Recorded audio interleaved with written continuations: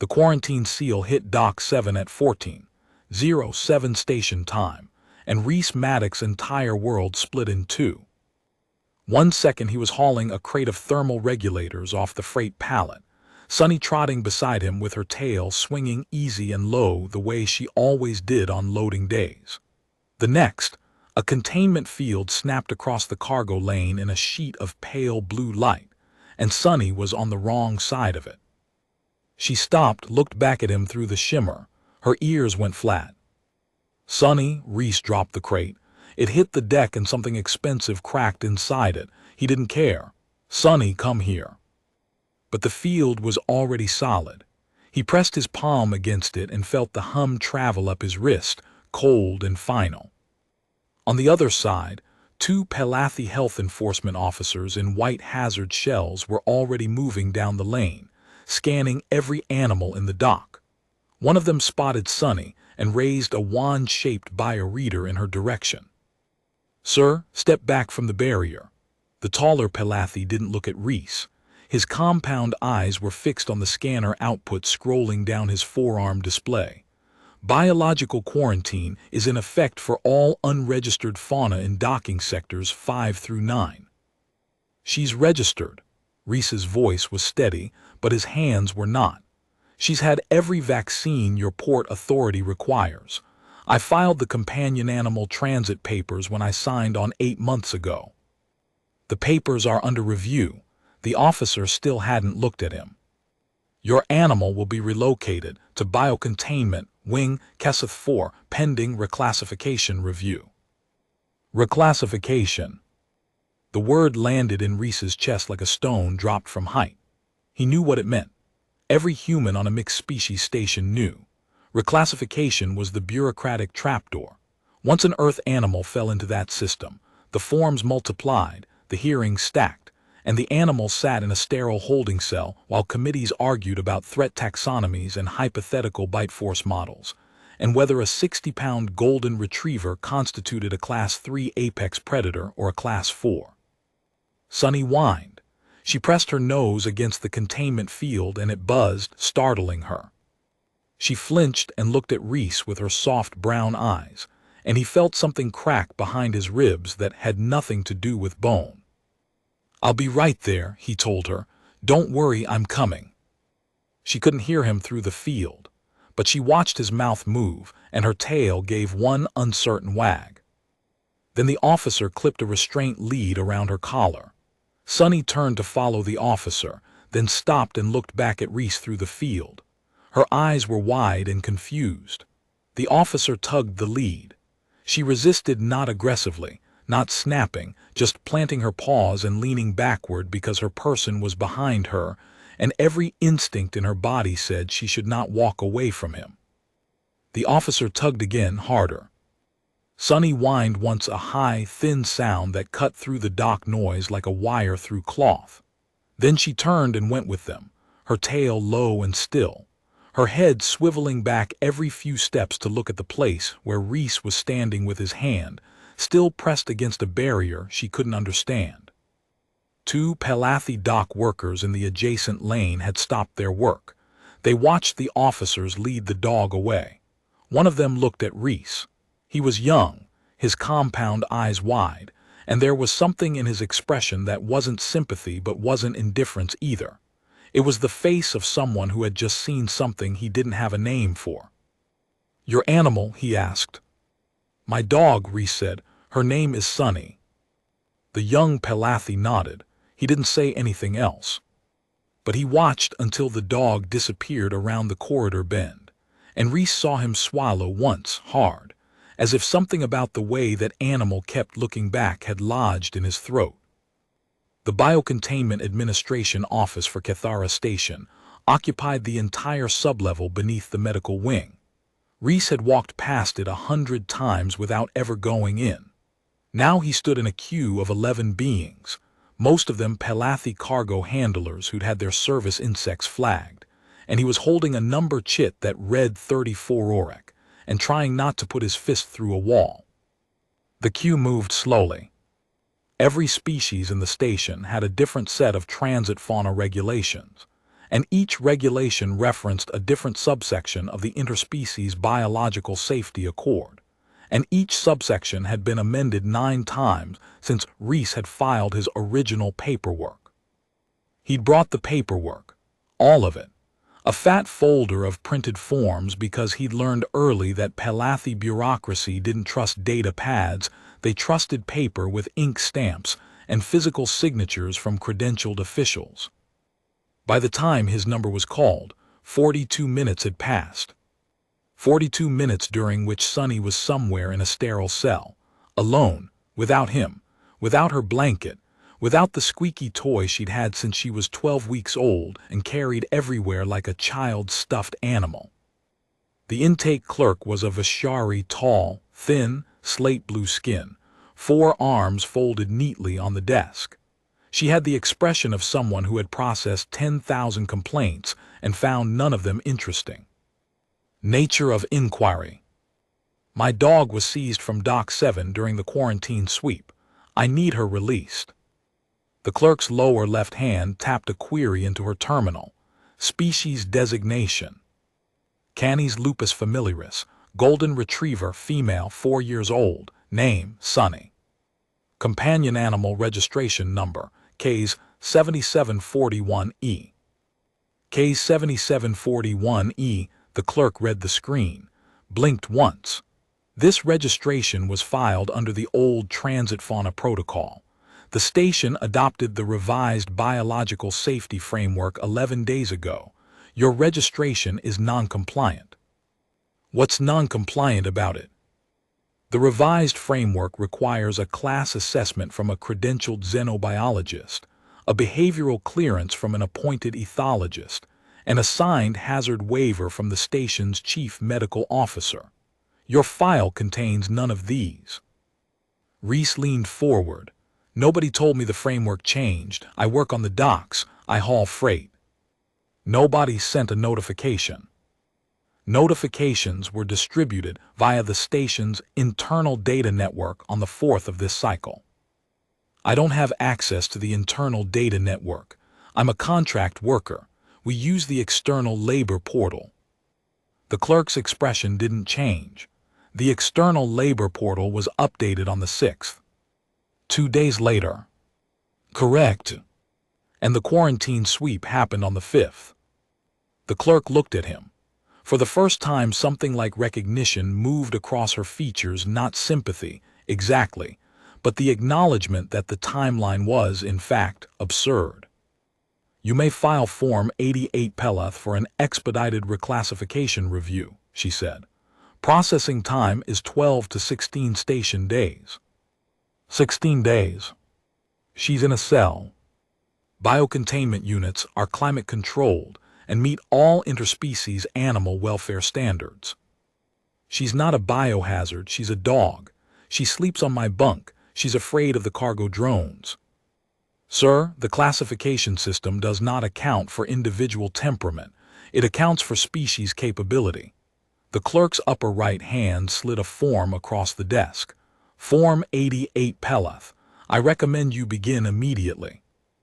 Form 88 Pelath was 11 pages long and written in legal Pelathi, which Reese could not read. He found a translation terminal in the station's public services corridor and spent 90 minutes feeding the pages through it, discovering along the way that 7 of the 11 pages were disclaimers absolving the station of liability in the event that his fauna specimen caused injury, death, structural damage, psychological distress, cultural offense, or disruption of the ambient biological equilibrium of shared habitation zones. He filled out every line. He signed every box. He initialed the disclaimers. He paused on the final page, which required him to certify under penalty of station law that the animal in question had not, in the past 60 standard days, engaged in predatory behavior resulting in bodily harm, structural damage, or psychological distress to a sentient being. Sunny's worst offense in 60 days had been stealing a heat trap from the Pelathi supply chief's desk and burying it under Reese's bunk. The supply chief hadn't even filed a complaint. He'd laughed. He'd called her clever. Reese signed the page and walked back to the biocontainment office. The clerk, a different one now, a young Palathi male with nervous antennae, scanned the pages, frowned at the translation marks, stamped 3 of the originals, and handed Reese a receipt. Your request has been logged. You will be contacted when the review panel convenes. When does the panel convene? When all required supporting documents have been received. What supporting documents? The clerk consulted his screen. A class assessment from a credentialed xenobiologist. A behavioral clearance from. I know the list. Reese's jaw tightened. How do I get those? The station's xenobiology department can perform the class assessment. The behavioral clearance requires an appointed ethologist. The nearest appointed ethologist is on Relay Station Ordenvas, approximately 4 transit days away. 4 days transit, plus the assessment, plus processing. Correct. Can I see her while I wait? The clerk hesitated. Visitation is not standard procedure during the review period. Is it prohibited? Another hesitation. The clerk consulted his screen again, scrolling through what looked like an enormous document. It is not explicitly prohibited, but you would need Form 12 Keseth, signed by the biocontainment supervisor. Reese held out his hand. Give me the form. The biocontainment supervisor was a Dreth named Overseer Kaal. He was wide, armored in natural chitin plates the color of burned copper, and he had the demeanor of someone who had spent decades enforcing rules that he privately considered excessive, but would defend to the death because they were rules. Reese found him in a small office adjacent to the containment wing. The door was open.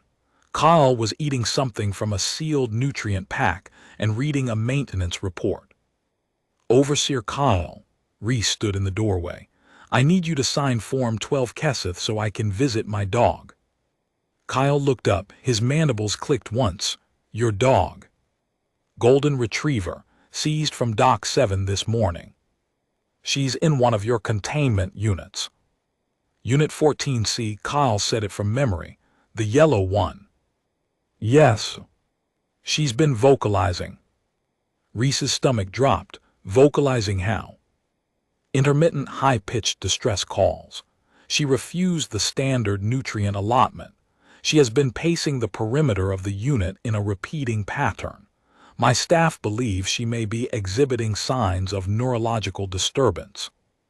She's not neurologically disturbed. She's scared. She doesn't know where I am. Kyle set down his nutrient pack. He studied Reese with the careful, measuring look of someone who dealt with regulations all day and had learned to read the beings behind the forms. You work the docks. 8 months. And the animal has been with you the entire time.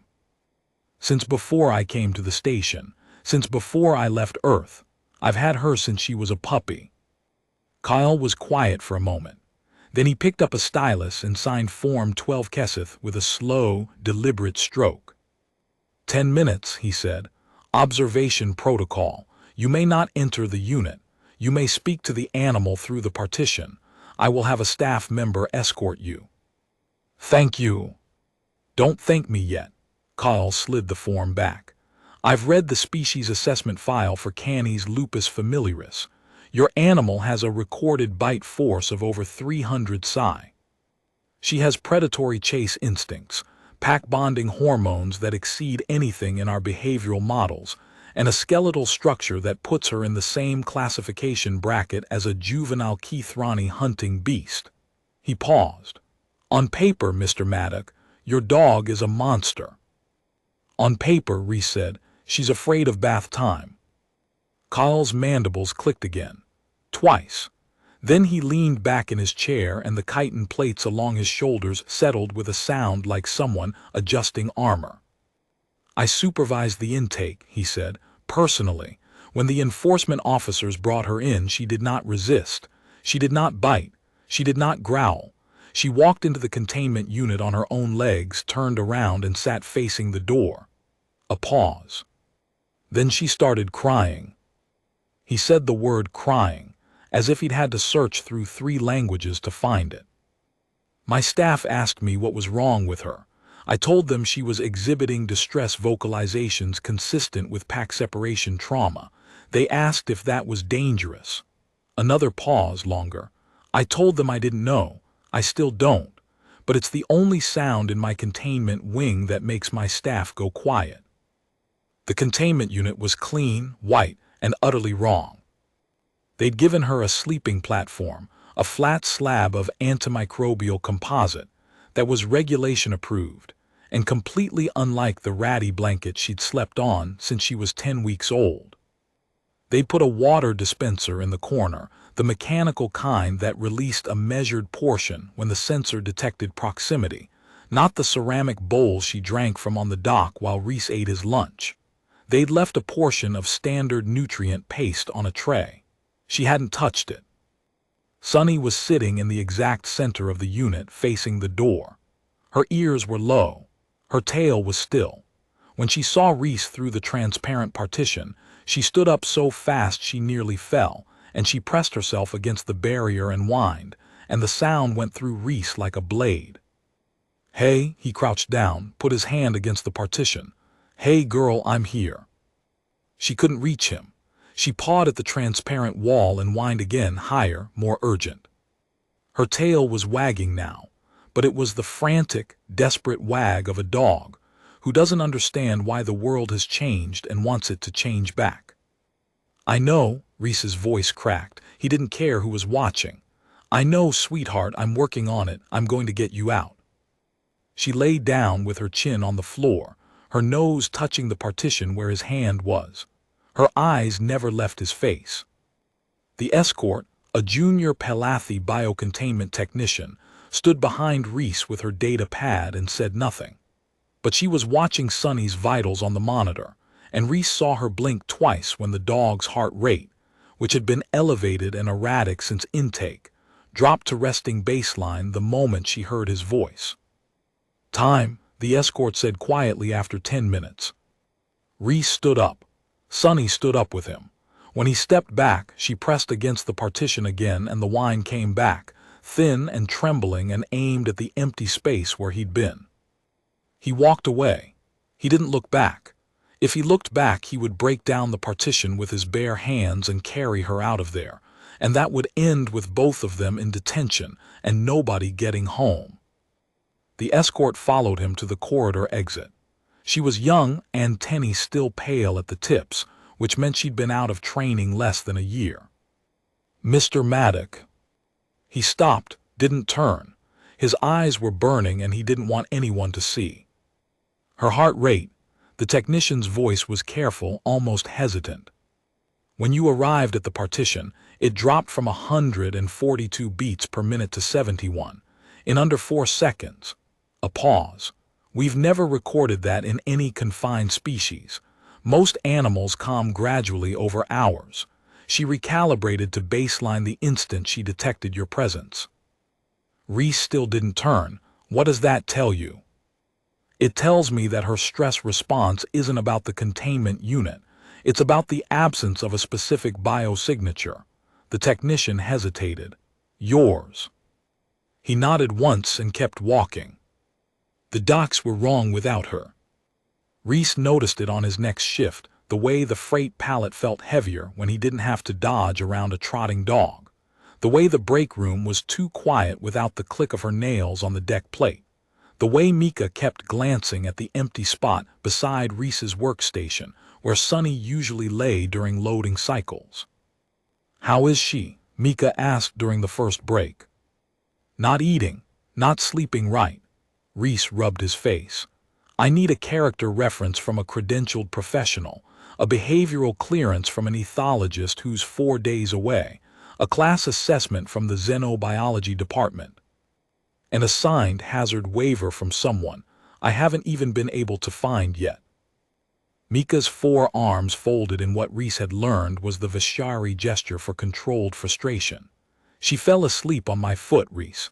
She leaned against my leg and her eyes closed, and she didn't move for 20 minutes. I was terrified for the first 30 seconds.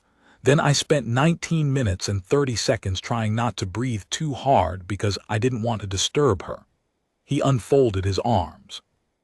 The most dangerous thing that animal ever did was make me late for a manifest check. Can you write that down? I'm not credentialed. Write it down anyway. I'm building a file. Mika wrote it down, 2 pages in Vishari with a translation.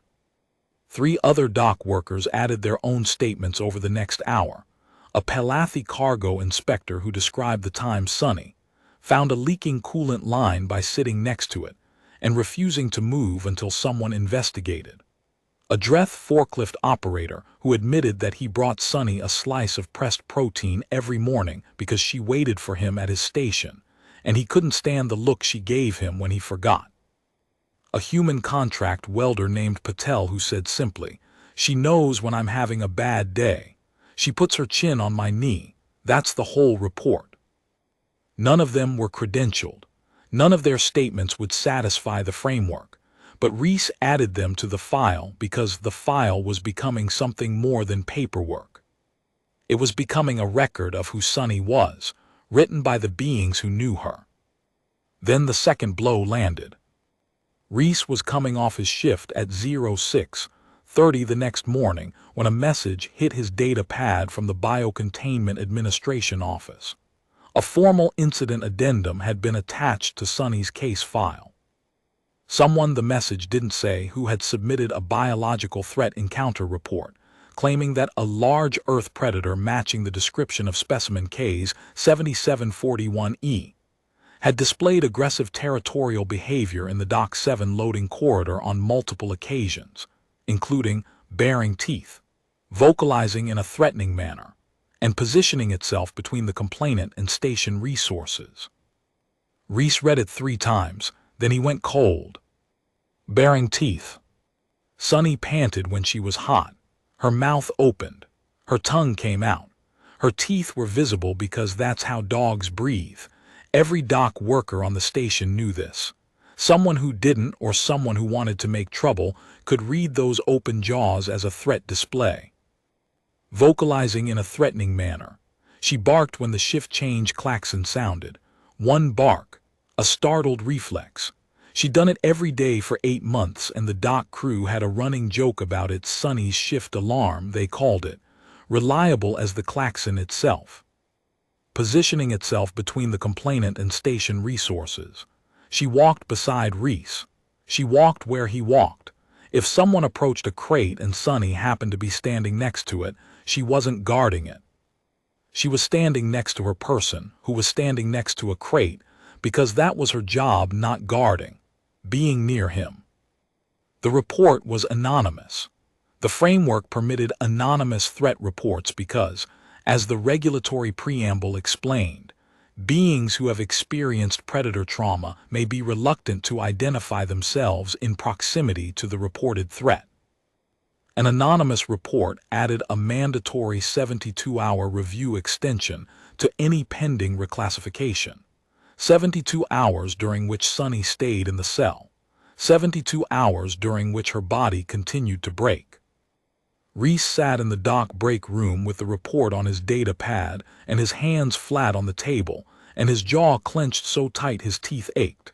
He wanted to shout. He wanted to find whoever had filed the report and explain with diagrams, with photographs, with 8 months of evidence that Sunny's open mouth was not a weapon, and her single bark was not a battle cry, and her habit of standing next to him was not territorial aggression.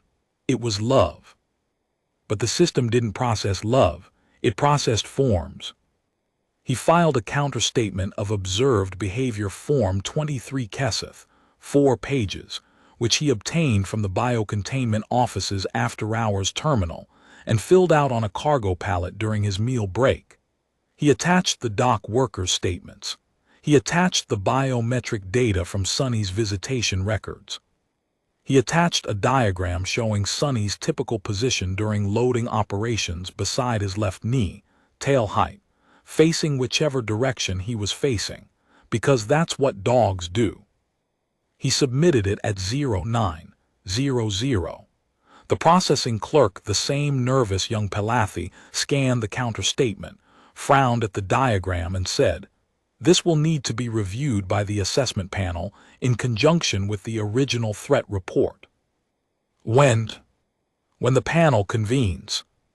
The circle closed. Every new form generated a new requirement that demanded another form. Every answer spawned another question. The system wasn't broken, it was working exactly as designed. It was designed for organisms that fit neatly into categories. Sunny didn't. And the gap between what she was and what the forms could describe was the space where she sat alone in a white room, losing weight, waiting for a door to open. That evening, Reese visited her again. The same routine, form 12 Keseth pre-signed, escort waiting, 10 minutes through the partition. But something had changed. When he arrived at Unit 14C, 2 members of Call's containment staff were standing outside the unit, not at their stations but at the observation window, watching. Sunny was doing something Reese had never seen her do in containment before. She was lying on the blanket with her back to the partition, her chin resting on her front paws, and she was still, not pacing, not whining, not watching the door. "Is she all right?" Reese's chest tightened. "She's been like this for 2 hours," one of the technicians said. "Her vitals are stable, heart rate is resting baseline, cortisol is at the lowest level we've recorded since intake. But she's not facing the door." "No," the technician paused. "We think she heard your voice in the corridor." Reese hadn't spoken in the corridor. He'd walked in silence. "Not today," the technician clarified. 3 hours ago, a dock worker Vishari, tall, 4 arms, came to the containment wing entrance and asked the reception desk if he could deliver a food item for the Earth animal in Unit 14C. We couldn't permit it. Unscreened biological material inside the containment perimeter. But he stood at the desk and spoke for approximately 4 minutes. "Mika," he spoke about you. About the dock. About how the animal behaves on the dock. He described specific incidents. He was detailed. The technician hesitated. Unit 14C is 60 meters from the reception desk. The containment walls are insulated for sound, but the ventilation system carries low-frequency vibrations, and your animal's auditory range extends well below what the insulation is rated to block. Reese looked at Sunny through the partition. She was still lying on her back. Her tail moved once slowly. "She heard Mika's voice," Reese said, "and she recognized it." "We believe so. Her cortisol began dropping approximately 90 seconds after the Vishari began speaking. She stopped pacing. She lay down. She turned her back to the door." The technician looked at her data pad. "In behavioral terms, an animal turns its back to the only exit when it feels safe. She felt safe because she heard a voice she associated with the same context as yours, the dock, the routine, the pack." The word pack hung in the air. "She doesn't just need you, Mr. Maddock," the technician said. "She needs the world that has you in it, the dock workers, the sounds, the routine, all of it. That's what she's missing, not a person, an entire life." Reese pressed his hand to the partition. Sunny's tail moved again. She didn't turn around. She didn't need to. She knew he was there. He stayed for 10 minutes. She stayed on her back. When he left, her tail was still moving. The xenobiology department was on level 12. Reese took the lift and was there by 16:00. The department head was a Vishari named Dr. Len, who was thin and precise and spoke in the clipped cadence of someone who had trained at one of the old compact universities. "A class assessment for a Canis lupus familiaris." Dr. Len reviewed the request. "We have performed 73 assessments for Earth species in the last 2 cycles. The standard wait time is 8 station days." "I don't have 8 days. My dog is in a cell and she's not eating."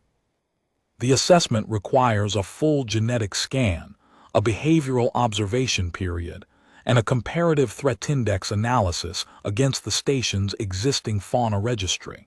It cannot be abbreviated." Then start it now. Dr. Lin looked at him over the rim of her data pad. Mr. Maddock, the Q. How many of those 73 assessments were for animals that are currently refusing food and exhibiting distress behaviors in containment? The question landed. Dr. Lin set down her data pad. She was quiet for a moment, and in that moment Reese saw something shift in her, the same thing he'd seen in Call, in the young Palathi dock worker, in the technician at the observation window. The crack between professional distance and something older, something that had no name in any framework. 14, she said. 14 animals currently in containment are exhibiting distress indicators consistent with what you describe. 3 have been flagged for medical review. 2 have stopped eating entirely. 2. A Terran feline on deck 11. Owner is a civilian data analyst, and a small canid, your records would call it a beagle, on a cargo hauler docked at Bay 3. The owner is a long-haul pilot who has been denied visitation because the hauler operates under a different jurisdictional code. 2 more animals, 2 more forms, 2 more owners standing in queues, holding number chits, trying to explain to a system built for categorization that the thing they were trying to categorize was not a category but a relationship. I can move you to priority review, she said. That reduces the wait to 3 days. You will need to provide a full medical history, a behavioral log, and a character reference from a credentialed individual who has observed the animal in a professional context. A character reference. For a dog. The revised framework requires documentation of the animal's behavioral patterns from a source other than the owner. The assumption is that owners are biased. I am biased. She's my dog, that's the point. Dr. Lin almost smiled. Almost. 3 days, Mr. Maddock, bring the documents. What about the ethologist, the one on relay station Orden Voss? Dr. Lin tapped her data pad. Dr. Sethal. She is the nearest appointed behavioral ethologist with Earth Fauna certification. You would need to submit a remote assessment request through the Compact's Interstation Liaison Office. Processing time for the request alone is 4 days. Can she do the assessment remotely, by data feed? The framework requires direct observation. Dr. Lin paused. However, Section 9b permits a credentialed local practitioner to serve as a proxy observer, provided they hold at minimum a Level 2 veterinary xenobiology endorsement. The proxy submits observational data to the ethologist, who issues the clearance based on the proxy's documentation. Who on the station has a Level 2 veterinary xenobiology endorsement? I would need to check the registry. Dr. Lin made a note. I will send you the result by tomorrow. The result came at 0600 the next morning. One name, Dr. Esoth. Reese worked the night shift and used every break to build the file. Medical history, he had it. He'd kept every record since Sonny's first vet appointment on Earth. Vaccinations, deworming, the time she ate a sock and needed an ultrasound, the allergy panel that showed she was mildly reactive to a protein in Palathi cleaning solution. He printed it all. Behavioral log. He started writing at 0300 in the dock break room with a mug of cold coffee and a stylus that kept running out of charge. He wrote about her morning routine, how she waited at the foot of his bunk until he swung his legs over, then walked to her bowl and sat until he poured the kibble, then ate exactly half and carried the rest to the dock in her mouth to finish during his first break. He wrote about how she greeted every dock worker the same way, one sniff, one tail wag, then she'd lean against their leg and wait to be scratched behind the ear. He wrote about how she responded to the cargo drones. She didn't like them, gave them space, but never barked, never chased, never showed teeth. He wrote about the Vishari freight coordinator who'd been terrified of Earth animals until Sonny fell asleep on his foot during a loading delay, and he spent 20 minutes unable to move because he didn't want to wake her. He wrote 6 pages. He could have written 60. At 0400, a message appeared on his data pad. From the junior containment technician, the one who'd noted the cardiac drop. It read, "Your animal vocalized for 11 minutes after your evening visit ended. Then she moved to the partition wall, lay down with her nose against the base and stopped. She has not vocalized since. Her heart rate is elevated but stable. She is not sleeping." Reese stared at the message. 11 minutes. She had cried for 11 minutes after he left, and then she had gone to the closest point to where he'd been standing and pressed her nose against it and waited. Not sleeping, waiting. He closed the message and went back to the behavioral log. He wrote about the way she positioned herself during thunderstorms, not hiding, not panicking, but pressing her flank against his leg and staying there until the noise stopped, as if his heartbeat was a louder signal than the thunder, and she was tuning to the stronger frequency. He wrote about the time a Dreth engineer had dropped a heavy tool crate 10 meters from her and she'd flinched, looked at Reese, read the calm on his face, and immediately settled. She didn't assess threats independently. She assessed them through him. His reaction was her data set. He wrote 8 pages. The character reference was harder. He needed someone credentialed, someone the system would accept. He thought about it for an hour, then went to the station's veterinary clinic, the small one on level 8 that handled minor injuries for service animals and the occasional exotic pet. The clinic was staffed by a single practitioner, a Pelathi veterinary physician named Dr. Essoth. She was middle-aged, precise, and had a reputation for being thorough to the point of irritation. Reese found her restocking a supply cabinet at 0700. "Dr. Essoth, my name is Reese Maddock. I need a character reference for my dog." Dr. Essoth's antennae twitched. "A character reference. The revised biological safety framework requires behavioral documentation from a credentialed observer. You're the only veterinary physician on the station. I've never examined your animal." "I know, but I'm asking if you will. She's in biocontainment unit 14C. If you see her, if you observe her behavior for even 10 minutes, you'll have everything you need to write the reference." Dr. Essoth was quiet. She finished placing a container on the shelf, aligned it precisely, then turned to face him. "I've received 19 requests for character references in the last 11 days, she said. "Since the framework revision, 17 were for insect colonies. 1 was for a Dreth companion lizard. None were for an Earth predator species." "She's not a predator. Her species is classified as—" "I know what she's classified as. I'm asking you to look at her, not at her classification, at her." Dr. Essoth studied him. Something shifted in her expression, not warmth, exactly, but professional curiosity. "I will observe the animal tomorrow morning at 0800, she said. 15 minutes. I will write what I observe. I will not write what I do not observe. Is that acceptable?" "That's all I'm asking." "One more thing." Dr. Essoth turned back to her supply cabinet. "You said the nearest appointed ethologist is Dr. Sethal on Orden Voss." "Yes. I trained under Dr. Sethal. I hold a level 2 veterinary xenobiology endorsement."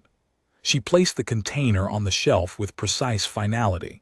"If my observation warrants it, I can serve as proxy for the behavioral clearance as well. 1 visit, 2 documents." For the first time in 2 days, something loosened in Reese's chest. Not hope, not yet, but the faint, stubborn sense that the wall of forms might have a seam he could pry open. Dr. Essoth arrived at biocontainment unit 14C at precisely 0800. Reese was already there, standing outside the partition with Form 12 Kesseth signed for a second visit. Sunny was sitting in the same spot center of the unit facing the door. She hadn't eaten. The nutrient paste was untouched. The water level was barely changed. But the moment she saw Reese, her entire body changed. Ears up, tail moving. She stood and pressed against the partition, and the whine came, the soft one, the one that said, "I'm here, you're here, why can't I reach you?" Dr. Essoth watched. She had a data pad and a biometric scanner, and she recorded everything in silence. After 5 minutes, she asked Carl's staff to open the partition door, just enough to extend the biometric scanner into the unit. The staff member hesitated. "She's a Class 3 Apex. Open the door, please." The door opened 15 centimeters. Dr. Essoth extended the scanner through the gap. Sunny approached it, sniffed it once, then ignored it completely and tried to push her nose through the gap toward Reese. "The animal's cortisol levels are elevated but within survivable range," Dr. Essoth murmured, reading the scanner. "Heart rate drops to resting baseline when the owner is present, rises again when the owner departs. There is no aggressive hormone signature, no adrenal spike, no territorial marking behavior, no resource guarding posture." She paused. "The animal is exhibiting textbook separation anxiety, not predatory behavior, not threat posturing, grief." She recorded it all, 15 minutes. Then she closed her data pad and looked at Reese. "I will have the reference ready by this afternoon." She closed her scanner and stepped back from the partition gap. The staff member sealed the door. Sunny watched it close, watched Reese through the transparent wall, and lay down again with her chin on the floor. "Dr. Essoth," Reese kept his voice level, "the behavioral clearance, the proxy assessment." Dr. Essoth consulted her data pad. She scrolled through what Reese could see was a long checklist of behavioral markers, each one with a predicted range for a Category 3 beta organism, and an observed value from the last 15 minutes. "Every predicted aggressive marker is at 0, she said. Her adrenal response to a novel stimulus, the scanner, was curiosity followed by indifference. Her spatial orientation is entirely bond-directed. She positioned herself as close to you as the barrier permitted, and when the barrier prevented contact, she defaulted to passive proximity, lying down with her body aligned toward you." Dr. Essoth tapped the data pad once. "I will issue the behavioral clearance as proxy for Dr. Sethal. The observational data supports it unambiguously." 2 documents, 1 visit. Reese felt the seam widen. "However," Dr. Essoth added, and the word dropped the temperature, "the proxy clearance requires countersignature from the remote ethologist within 72 hours or it expires. I will transmit the data to Dr. Sethal immediately. Transit lag to Orden-Voss is approximately 31 hours. She will need to review and respond within 41 hours of receiving it. And if she doesn't respond in time, you start over, new observation period, new proxy request." Reese nodded. Another clock, another wall, but at least this one had a deadline he could see. 3 days passed. 3 days of waiting for Dr. Sethal's countersignature. 3 days of working shifts and visiting Sunny and watching her body tell the story the forms couldn't read. Reese worked his shifts. He visited Sunny twice a day. Carl had started signing the visitation forms without being asked, leaving them on his desk in a neat stack with Reese's name already filled in. The containment staff had noticed that Sunny's vitals stabilized during visits and deteriorated between them. One of the junior technicians had quietly placed a folded blanket in the unit, not regulation, not antimicrobial composite, a soft woven blanket from the station's comfort supply store. Sunny slept on it with her nose pressed against the partition wall. On the second day, the countersignature came through. Dr. Sethal on Orden-Voss had reviewed the proxy data, run it through her own behavioral models, and transmitted a 4-word response appended to her authorization code. "Release this animal immediately." It wasn't that simple. It was never that simple. The countersignature satisfied the behavioral clearance requirement, but the class assessment was still pending, and the chief medical officer's hazard waiver was still unsigned, and the entire architecture of the revised framework was designed so that no single document could open the door. Every piece depended on every other piece. The system wasn't cruel, it was thorough. And thoroughness, Reese was learning, could be its own kind of cruelty when the thing being processed was alive and waiting. On the third day, something happened that wasn't in any form. Reese arrived for his morning visit and found Carl standing outside Unit 14C with 2 members of his containment staff. They weren't processing paperwork. They were watching the monitor. "What's wrong?" Reese's heart hammered. "Nothing is wrong." Kyle's voice was odd, flat, careful, the voice of someone trying to describe something he didn't have vocabulary for. "Watch." On the monitor, Sonny was lying in the center of the unit. A maintenance drone, one of the small automated cleaners that cycled through the containment wing on a schedule, had entered through the service hatch and was crawling across the floor on its articulated legs, spraying sanitizer. The drone approached Sonny's blanket. She lifted her head, watched it. The drone's legs clicked against the floor as it moved closer. Sonny stood up, picked up the blanket in her mouth, walked 3 steps to the left, set the blanket down, and lay on it again. The drone cleaned the spot where she'd been. When it moved away, she picked up the blanket, carried it back to the original position, and lay down. The drone came back on its second pass. Same trajectory. Sonny repeated the entire sequence, picked up the blanket, moved, set it down, let the drone clean, moved back. "She's been doing this for 40 minutes, Carl said. "Every pass. She relocates the blanket, allows the drone to clean, then returns to her original position.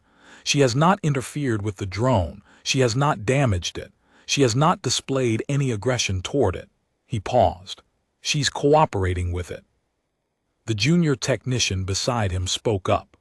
"Overseer, the drone is programmed to flag and immobilize any organism that obstructs its cleaning path. It hasn't flagged her once. She moves before it has to ask." Kyle looked at Reese. "Your framework file says she has the cognitive profile of a low-order predator, reflexive, instinct-driven, incapable of cooperative behavior outside pack hierarchy." His mandibles clicked. "She's cooperating with a maintenance drone that she has never seen before, that makes sounds she's never heard before, on a schedule she figured out in 40 minutes. She figured out the dishwasher schedule at home in about an hour," Reese said. "She'd move her water bowl before the cycle started because the vibration bothered her." Carl's chitin plates shifted. He turned to the junior technician. "Add this to the behavioral observation log. Note the timestamp. Note that the subject displayed anticipatory cooperative behavior with an automated system, contradicting the cognitive profile in her class assessment file." The technician was already writing. On the morning of the 4th day, Dr. Essoth sent a terse message. The anonymous threat report had been flagged for her review as part of the behavioral clearance process. She needed to address it in her proxy documentation, or the clearance would be held. Reese met her at the clinic at 0700. She had the threat report on her data pad and her antennae were flat with irritation, not at him, he realized, but at the report itself. "Baring teeth," she read aloud, vocalizing in a threatening manner, positioning itself between the complainant and station resources. She set the pad down. "Mr. Maddock, I have observed your animal twice. On both occasions, her oral cavity was partially open, consistent with thermoregulation, not threat display. Her vocalizations during my observation were limited to distress whines pitched above the frequency range associated with predatory threat calls, and her spatial orientation was entirely directed toward you, not toward territory or resources." "Can you say that in the clearance?" "I can and will address each claim with observed data." She picked up the pad again. "The report also states that the animal displayed predatory fixation on a mobile target in the dock corridor. Do you know what that refers to?" Reese thought for a moment, then he almost laughed. "The cargo drones, she watches them. She doesn't chase them, she gives them space. But she watches them roll by because they move, and she's a dog and moving things are interesting. Watching a moving object, Dr. Essoff's antennae twitched. The report classifies that as predatory fixation. A human child watching a bird fly past a window would meet that definition. Yes, Dr. Essoff said flatly. It would. She made a note. I will include a behavioral differential in the proxy documentation distinguishing observation behavior from predatory fixation. The biometric data supports it. There is no adrenal spike correlated with the drone watching behavior, no pupil dilation, no postural shift consistent with stalk approach patterns. She was watching the drones the way I am currently watching this supply cabinet, with mild interest and no intention whatsoever. She sealed the addendum and transmitted it to Dr. Sethall for updated countersignature. Later that afternoon, Dr. Lin sent a message. The class assessment was complete. Reese went to level 12. Dr. Lin met him in her office with a stack of documents and the expression of someone who had encountered a problem she hadn't anticipated. The assessment is complete, she said, but it has produced a complication. Reese braced. What kind of complication? The genetic scan confirms your animal is Canis lupus familiaris, golden retriever variant. The comparative threat index places her at category 3 beta, moderate predatory capability, high bite force relative to station average fauna, moderate chase response threshold. Dr. Lin set down the first document. However, the behavioral observation contradicts the threat index. How? During the observation period, your animal was exposed to standard behavioral assessment stimuli, a simulated intruder alarm, a proximity alert, a foreign scent introduction. In all three cases, the predicted response for a category 3 beta organism is defensive aggression, raised hackles, bared teeth, protective posturing. And your animal sat down, looked at the door and wagged her tail. Reese almost laughed. She thought someone was coming to visit. That interpretation is consistent with the data. Dr. Lin was trying very hard to maintain professional composure. The behavioral observation report notes, and I quote, "Subject displayed no defensive or aggressive response to any stimulus. Subject's primary behavioral orientation throughout the assessment period was directed toward the containment unit door, consistent with anticipatory bonding behavior specifically, waiting for a known individual." She set down the second document. The problem, Mr. Maddock, is that the framework doesn't have a category for this. The threat index says your animal is dangerous. The behavioral assessment says your animal spent the entire evaluation waiting for you to walk through the door. These two findings are contradictory, and the framework requires them to be reconciled before reclassification can proceed. Reconciled how? A committee review. How long? The committee convenes once per administrative cycle. The next session is in 9 days. 9 days, plus the 72-hour extension from the anonymous threat report. Reese closed his eyes. Sunny had already been in containment for 5. She was eating now barely, and only the food the junior technician had started bringing from the station's Earth-compatible supply rather than the standard nutrient paste, but she was losing weight. Her coat was dull. The vet had noted the early signs of chronic stress. And the anonymous report had added another layer of bureaucratic sediment on top of everything. Another form to answer, another claim to disprove, another obstacle between him and the door to Unit 14C. He thought about the Deathworld forklift operator's pressed protein strips, about Mika's 20 minutes frozen in place, afraid to wake a sleeping dog, about the supply chief laughing about the stolen heat trap, about Patel's one-sentence report. She puts her chin on my knee. Every being on the dock knew who Sunny was. The system didn't. There has to be another way. There is one. Dr. Lin hesitated. The framework includes a provision for emergency reclassification in cases where the confined animal's health is at documented risk.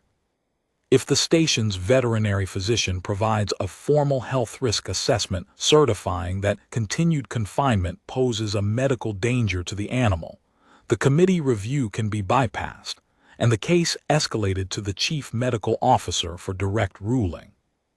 Dr. Esoth. She would need to examine the animal and make the determination independently.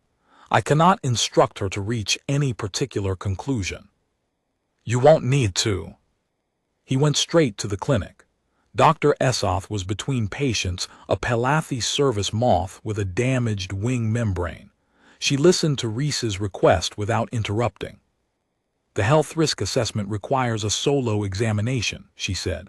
No owner present.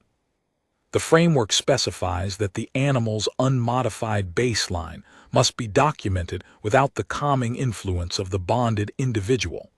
I need to see what she is when you are not in the room. I understand. You may not. Dr. Esoth set down her instruments. If I certify that continued confinement poses a medical risk, I am also certifying that this station's containment protocols I helped design for this very wing are causing harm. That is not a professional opinion I issue lightly. I'm not asking you to issue it lightly. I'm asking you to issue it honestly. Dr. Esoth's antennae went still. She studied him for a long moment. 1600, she said. I will need 40 minutes. Reese nodded and turned to leave. Then he stopped. Dr. Esoth. There's a beagle on a cargo hauler at Bay 3. The owner can't get visitation. I am aware of the case. Her antennae flattened. I examined the animal 2 days ago at the request of the hauler's medical officer. The beagle has lost 11% of its body mass. It has been confined for 9 days. She paused.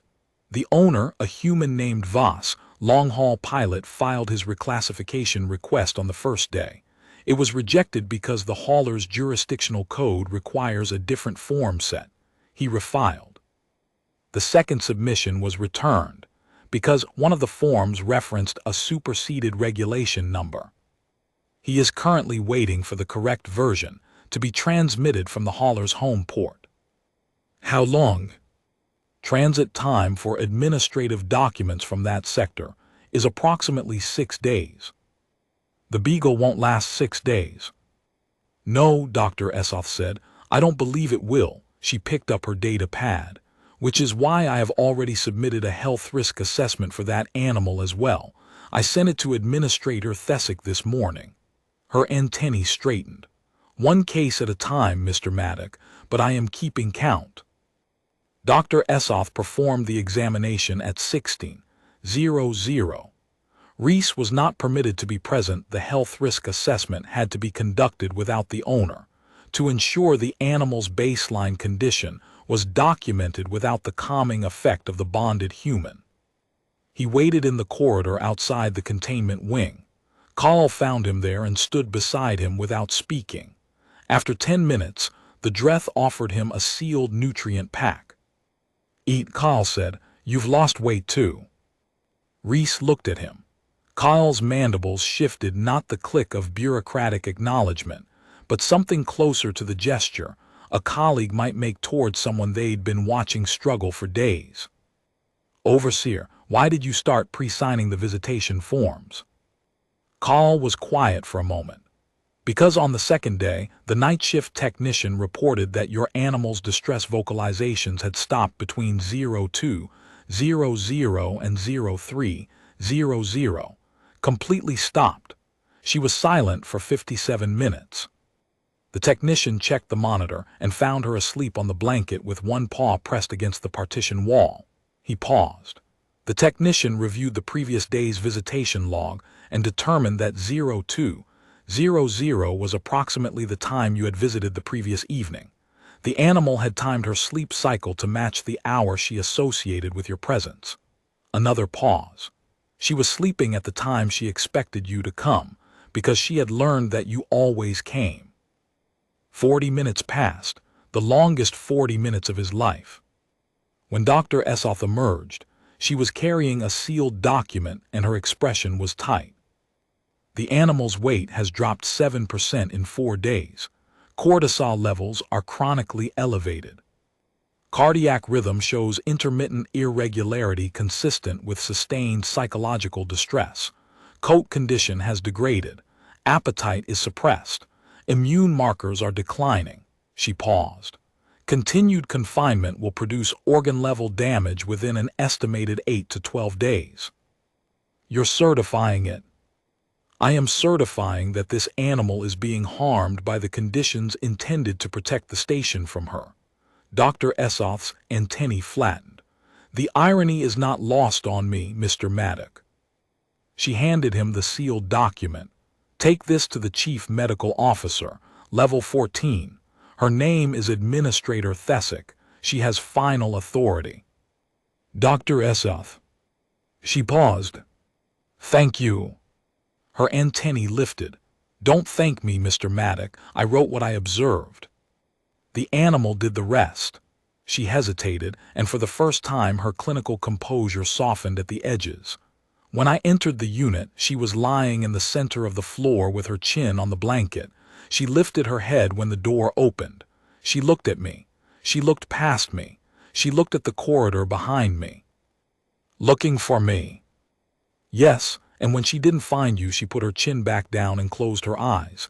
She didn't move for the entire examination. She let me scan her. She let me palpate her abdomen. She let me check her teeth, her ears, her paws. Dr. Essoth's voice dropped. She didn't resist because she didn't care. Not about me. Not about the scanner. Not about the unit. The only thing that animal cares about is walking through that door and finding you on the other side of it. And until that happens, nothing else registers as important enough to react to. She turned and walked toward the clinic, stopped once more. In my professional opinion, Mr. Maddock, that is not the behavior of a threat. That is the behavior of a heart.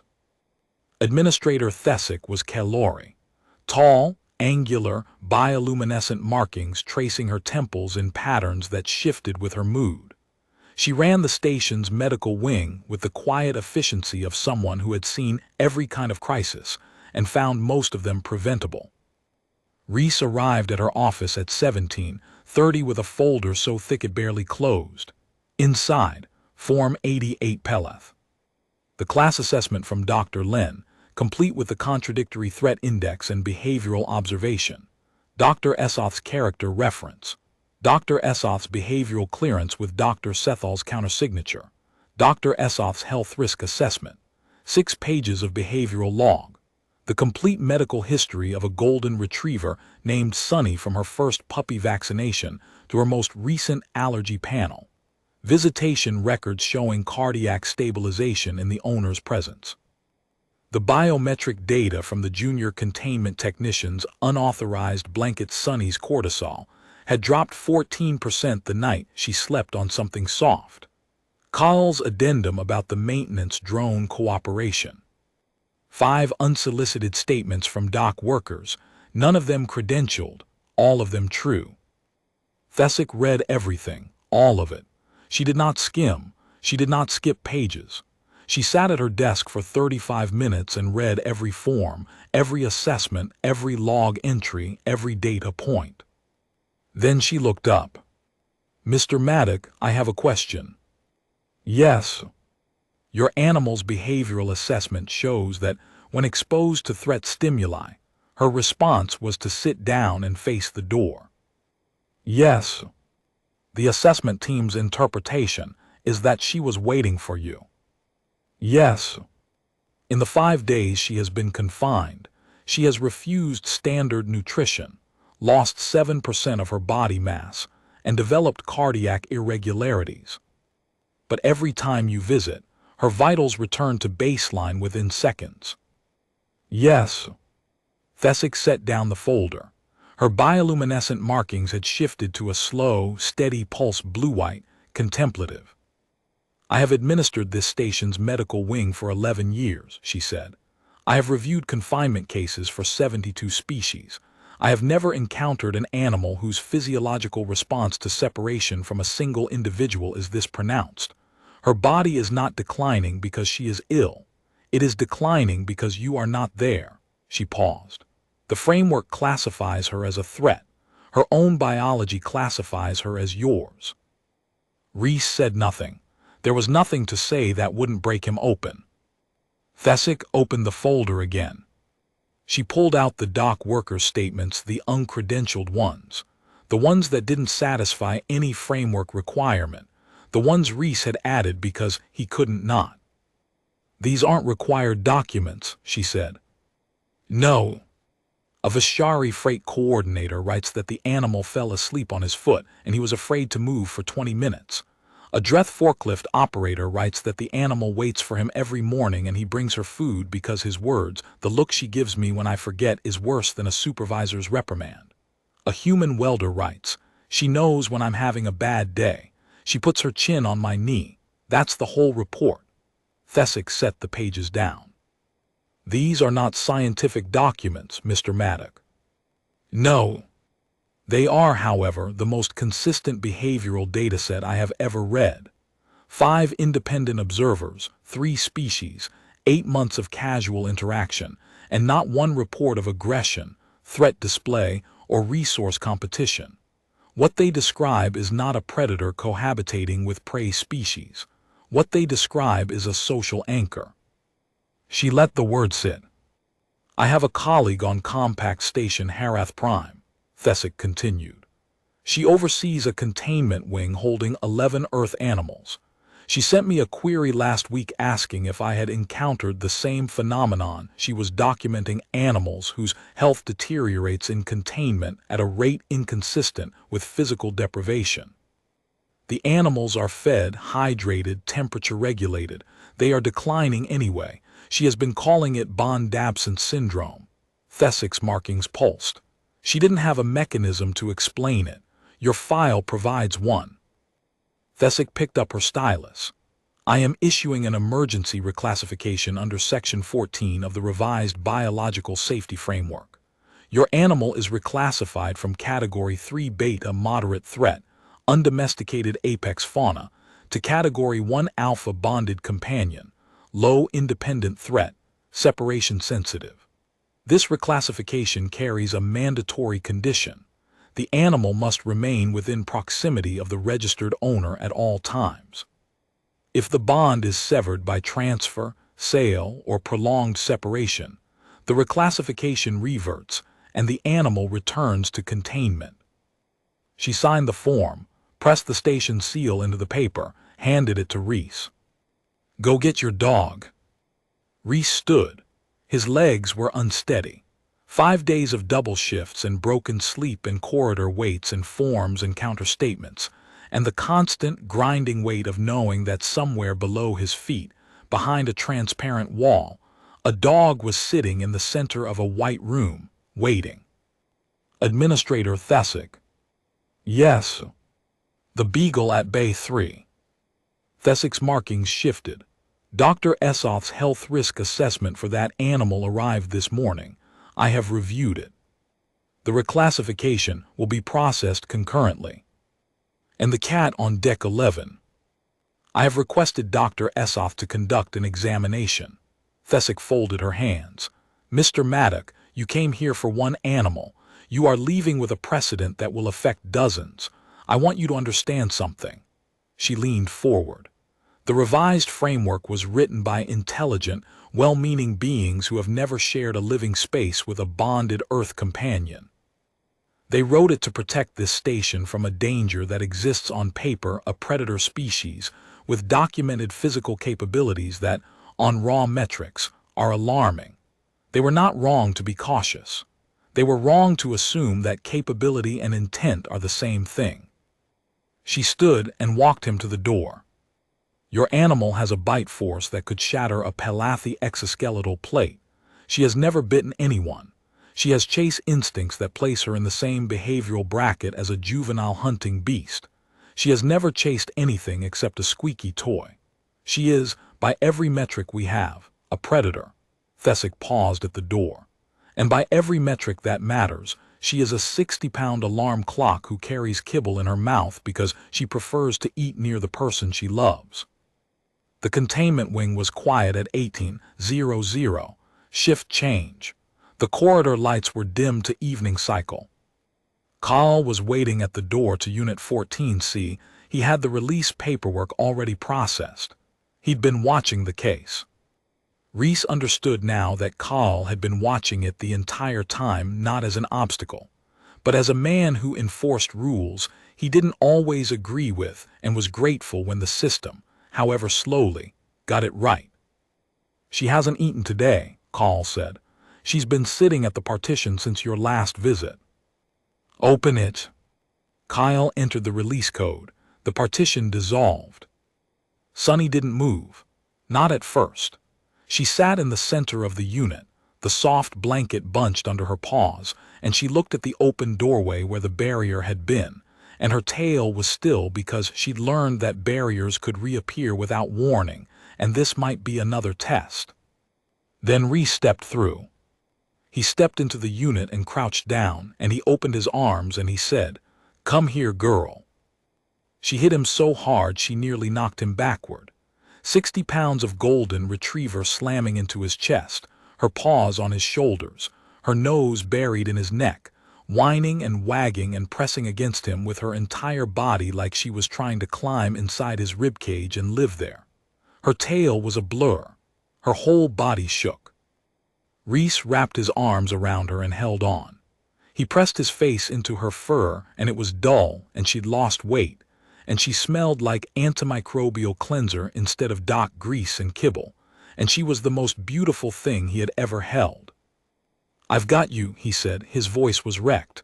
"I've got you, we're going home." She licked his face. Licked it again. Then she picked up the soft blanket in her mouth and carried it to the door and waited for him, because they were leaving and she was bringing the one good thing with her.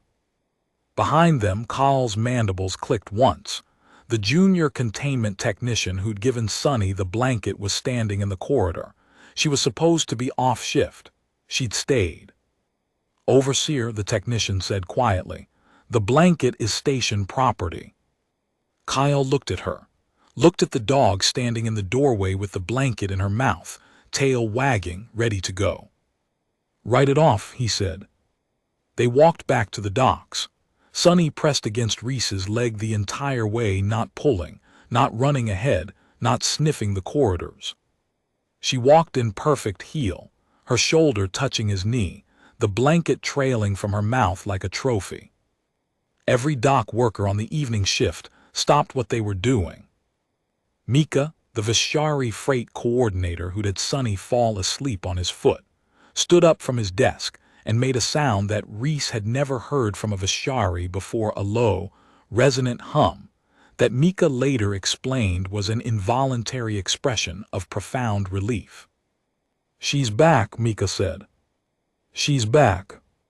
The Dreth forklift operator, a massive being named Gresk, who could lift a cargo pallet with one arm, walked over and crouched down. Sunny sniffed his hand, wagged once, and leaned against his leg. The blanket dropped from her mouth. Gresk picked it up, folded it with surprising delicacy, and handed it back to Reese. "She's thin," Gresk said. "She'll eat now." "I brought her something." Gresk produced a small wrapped packet from his belt pouch, pressed protein, cut into strips. He held one out. Sunny took it from his fingers with the gentle precision she'd always had, lips pulling back, teeth barely touching the food, the soft mouth that could carry an egg without cracking it. She ate the whole packet. First food she'd finished in 5 days. The dock went quiet as she ate, as if 14 beings across 3 species had independently decided that this was important and everything else could wait. Patel, the human welder, appeared from behind a cargo stack. He looked at Sunny, looked at Reese, didn't say anything. Just nodded once and went back to work. They reached Reese's bunk. He spread the blanket on the mattress.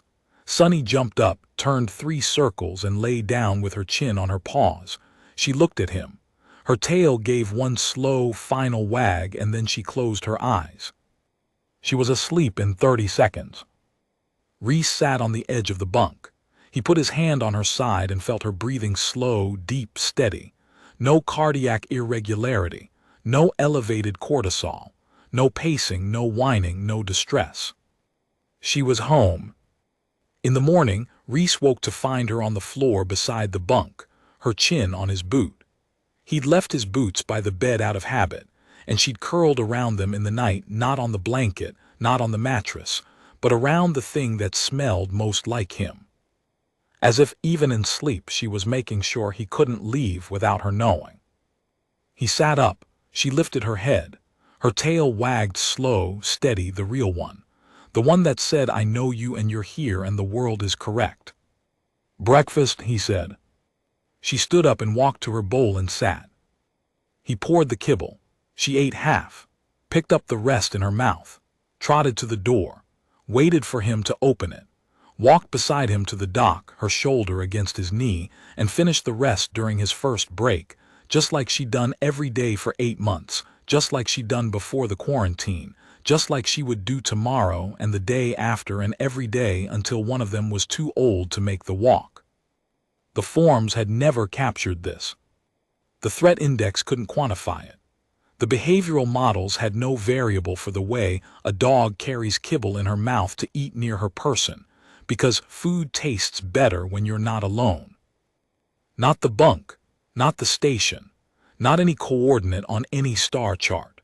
Home was the warmth of her against his hand, and the sound of her breathing, and the absolute, undeniable, physiologically documented fact that her body could not function properly without him in the room. The forms had called her a threat. The framework had classified her as an apex predator. The system had measured her bite force and her chase response and her predatory genetics, and determined that she was dangerous. None of them had measured the thing that mattered. 3 weeks later, Reese was hauling crates on Dock 7 when Dr. Lin appeared at the loading bay with a data pad and an expression he couldn't read. "Mr. Maddock." "Dr. Lin, I wanted to inform you that the Xenobiology Department has proposed an amendment to the revised biological safety framework." She paused. Specifically, the addition of a new behavioral classification category. Reese set down the crate. "What category?" "Category 0. Dr. Lin consulted her data pad. "Defined as a species whose documented behavioral profile demonstrates a bond-dependent physiological architecture, meaning the animal's biological function is partially regulated by the presence of a specific bonded individual." Under this classification, separation constitutes a medical event, not a security measure. She looked at him. "The proposal cites your case as the foundational precedent. If adopted, it will apply to all bonded Earth companion animals on compact stations." Category 0. 0 threat, maximum bond dependency. The committee's words, not mine. Reese looked down at Sonny. She was lying beside his crate, chewing on the squeaky toy he'd retrieved from his locker after her release. It squeaked. She wagged. She chewed again. "What happens to the animals that are already in containment?" he asked. Dr. Lin's expression shifted. "That is why I am here. The department would like to request the use of your behavioral documentation, your logs, Dr. Essoth's assessment, the biometric data, as a template for evaluating the 47 other Earth companion animals currently held in biocontainment across compact stations. 47 dogs and cats and small creatures sitting in sterile cells, waiting for someone to come back. 47 animals whose bodies were breaking down because the system had measured the wrong thing." "Use everything," Reese said. "Use all of it." "There is one more thing." Dr. Lin scrolled to a new section on her pad. "The anonymous threat report filed against your animal has been reviewed. Dr. Essoth's behavioral differential was accepted. The report has been reclassified from confirmed threat encounter to observational misinterpretation, cultural unfamiliarity.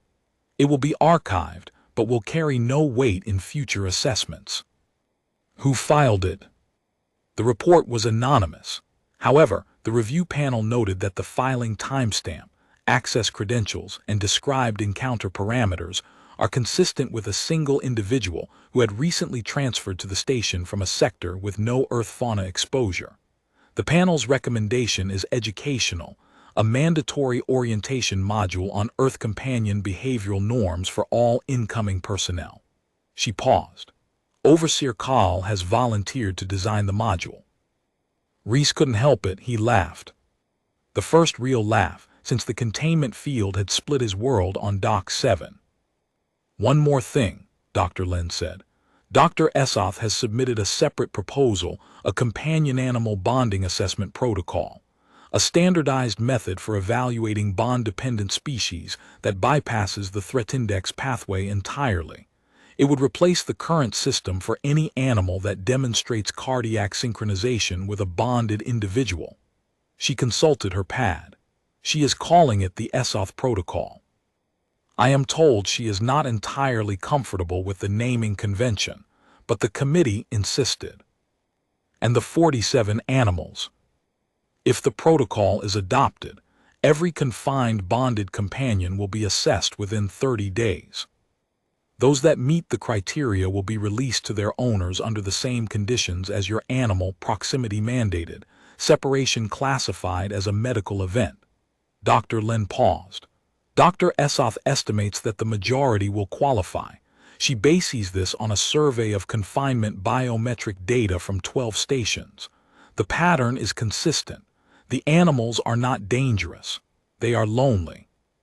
She made a note on her data pad. Then she looked down at Sunny, who had abandoned the squeaky toy and was leaning against Reese's leg, her eyes half closed, her tail moving in the slow, contented rhythm of a dog who was exactly where she was supposed to be. Mr. Maddock. Yes. For the record, I have performed 73 species assessments since the framework revision. Your animal is the only subject whose behavioral data forced the department to create an entirely new category. She paused. She did not fit any of our existing threat models, not because she exceeded them, because she was measuring something we had no instrument for. She turned and walked away. Sunny watched her go. Then she picked up her squeaky toy, brought it to Reese, and dropped it at his feet. He threw it down the dock. She brought it back. He threw it again. She brought it back again. The Vishari freight handlers watched from their stations. 2 Pelathi cargo inspectors paused their work. A Dreth maintenance engineer leaned on his tool cart and crossed his upper arms. Nobody filed a report. Nobody activated a containment protocol. Nobody measured her bite force, or her chase response, or her predatory genetics. They watched a man throw a toy for his dog, and the dog brought it back. And the man threw it again, and the dog brought it back. And somewhere in the simple, ancient, unclassifiable rhythm of that exchange was the answer to every form the system had ever written. She didn't come back because she was trained to. She came back because he was there.